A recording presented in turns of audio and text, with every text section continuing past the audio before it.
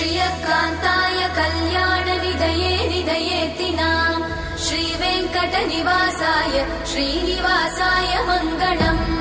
लक्ष्मी सविभ्रमालोकसुभ्रूविभ्रमचक्षुषे चक्षुषे सर्वलोकानां वेङ्कटेशाय मङ्गलम् श्रीवेङ्कटाद्रिशृङ्गाग्रमङ्गलाभरणाङ्ग्रये मङ्गलानां निवासाय श्रीनिवासाय मङ्गलम्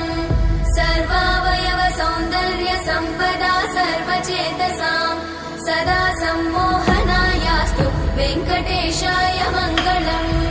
नित्याय निरवध्याय सत्यानन्दचिदात्मने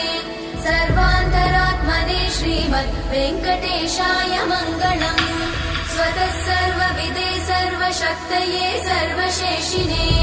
सुलभाय सुशीलाय वेङ्कटेशाय मङ्गलम्।